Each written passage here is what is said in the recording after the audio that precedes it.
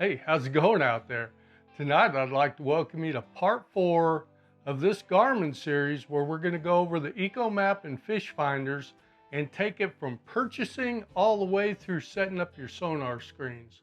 In part 4, we're going to talk about preferences. And preferences are real important because those are what set the chart plotter up for your particular use and the way you want it to look, the way you want it to react, how your charts look, and everything else. So we got a lot to cover, so let's go ahead and get to it. All right, so a couple things to get started.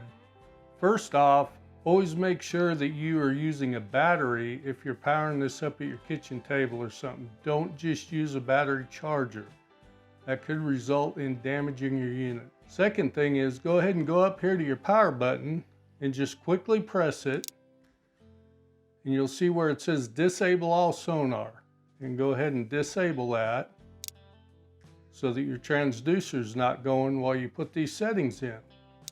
Okay, so before we get started actually putting settings in, I'm going to go ahead and turn that simulator off because the simulator doesn't give you all the true settings that are available to you with your equipment. All right, so let's go ahead and go over our home screen settings first. So we'll go settings and we'll start out with system and display. And I like to start out with color mode. And you can see I've got mine set to day. You have 3 choices. You got day, night, and auto. And if you have it set in auto, which is a default, it'll start out in the mornings in night colors when sometimes you want it in day because it goes by the clock. It doesn't really have a photo cell or anything like that. So I go ahead and switch between day and night colors manually.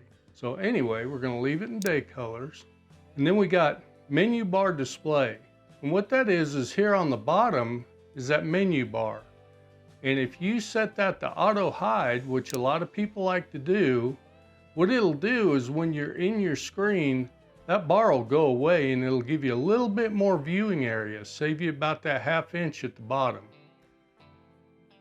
And then when you touch at the bottom, it'll pop back up for you.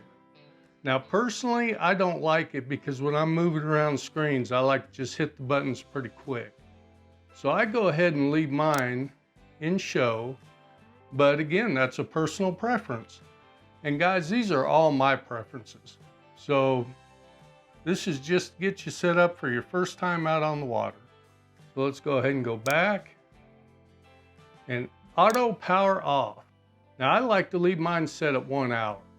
You may want to go ahead and set yours for more or less, but that's where I set mine is at 1 hour because I'm pretty good at putting mine to sleep when I go up on the bow. So I leave mine at 1 hour. Of course, language I leave on English. Go ahead and go back and go to units. And this is where you can put all your different units in. I got statute miles, magnetic north reference, position format, time zone I like to go ahead and leave in auto, and a 12-hour format. So you can go ahead and play around with those. You got alarms, and you have a lot of different alarms. Got system alarms for device voltage, GPS accuracy. You can even set an alarm clock if you want. Of course, I don't have a fuel sensor on mine, so I can't use that. You got the AIS alarms, sonar alarms, which are shallow water, deep water, water temperature, and that's also where you can turn your fish symbols on and off. I don't suggest you use the fish symbols. Okay. All right. So if you're worried about taking notes on this video, you can either take notes or I got a couple of ways for you to remember all this. The first one is a spreadsheet that I developed, and it's color coded, and sorry about this one, it's got some scribbling on it because I've been, doing my own markups on it. But I'll send you this spreadsheet if you want to send me an email to doubletfishing@outlook.com. And I'll also sign you up for my newsletter, which I send out once a month. And don't worry, I won't clutter up your inbox or anything like that. It's just a monthly newsletter. Okay, now the second way, it's a journal that I built, and it's on Amazon. And again, there's a link in the description. And it's really handy. It's not color coded, but it's got all the different settings. And then on the other page over here, you have a place for notes. So you can go ahead and put in your own custom settings. And also when I send this spreadsheet out, it's in an Excel format and a PDF. So if you have Excel, you can go ahead and make revisions to it for the settings that work best for you, because these are my settings. So different places, different areas, if you fish in the ocean, if you're fishing rivers and things like that, not all these settings are going to work for you. But you can go ahead and make revisions to the spreadsheet. It's not proprietary or anything like that. Or if you don't have Excel, you can just print it off in PDF. All right, go System, GPS. Now this is where you can turn on some different satellites if you want to. And a lot of guys have been saying, go ahead and turn these on right here, that WAS and EGNOS. And also what it'll do, it'll show you as you turn those on and off, it'll show you the available satellites in your area. So that's pretty cool. All right, so let's take a look inside my vessel. Now, if you're wondering on your transducers, remember I got my transducer plugged in, so it's got the GT54 UHD. But if you go ahead and unplug that, see it says transducers disconnected, sonar's been turned off.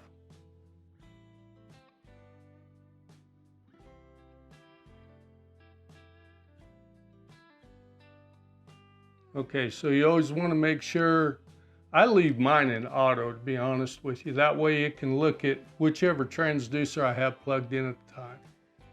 Let's go ahead and go back.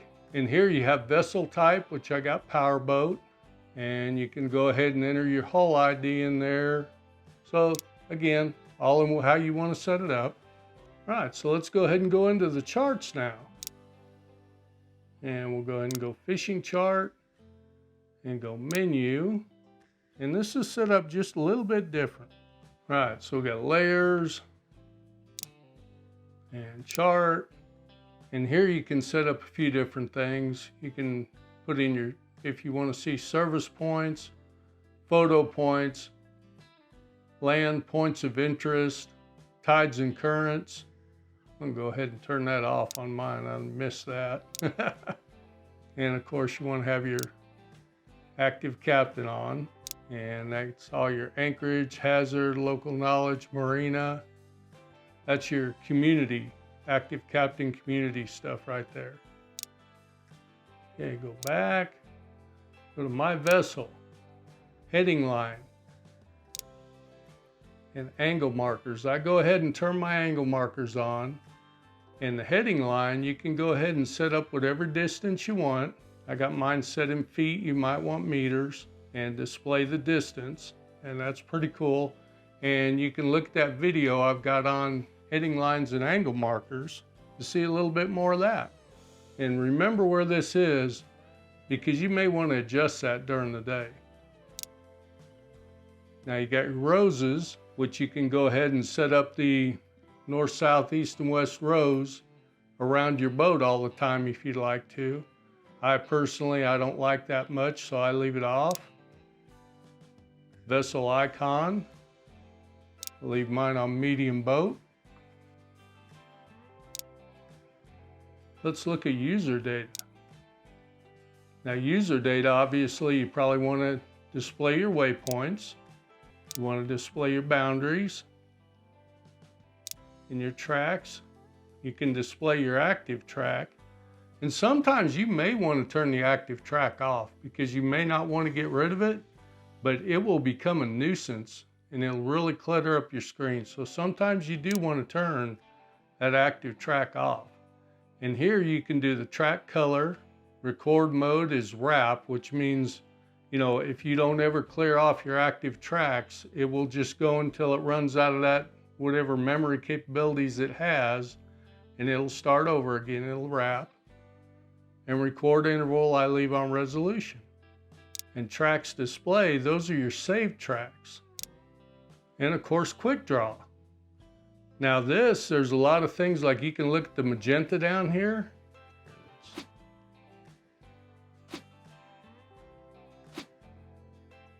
Now you can look at that, that gets kind of cluttered up.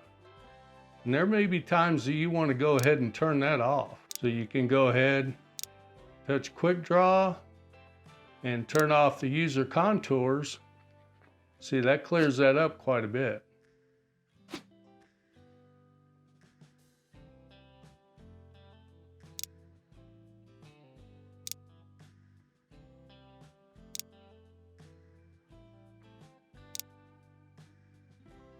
Like that.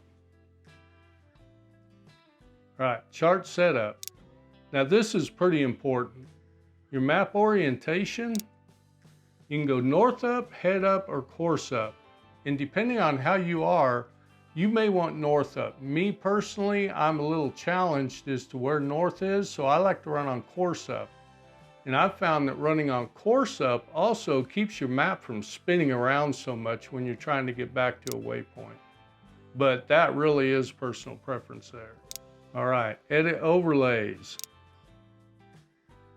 So overlay numbers, I'm gonna go ahead and put that on show. And this is where you can go ahead and edit your layout.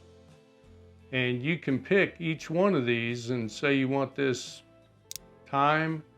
You can change that to water if you want, water temperature, GPS heading. I got water temp over there already. Go back to GPS on that. This is where you can set up the 4 overlays that show up on your chart. And there you can see I went ahead and went back so you can see the overlays on there. And actually we do have a water temp because I have my transducer plugged in. All right, so those are the basic preferences that you have on the home screen and the charts. Now there was one other thing I wanted to show you. And if you're using your Active Captain and you're putting in waypoints or you're getting them off Google Earth Pro or something, you'll need to know this. So go to Settings, Units, Position Format. And this is where you can match up whatever format you're bringing in your waypoints as. And it's pretty much going to be those 3 right there if you're using Google Earth Pro. And you can match whatever format that you're bringing in. Or if you've got a list of formats and you're going to put them in manually, you need to set that up. So that's where that is. So obviously we didn't go over all the preferences because most of them, the auto is going to get you out on the water and be just fine. So again, if you have any questions, you can shoot me an email at doubletfishing@outlook.com, or I'll go ahead and send you these spreadsheets, and they're highlighted with the settings that I recommend other than the default settings. So go ahead and watch this video next and keep calm and hook 'em.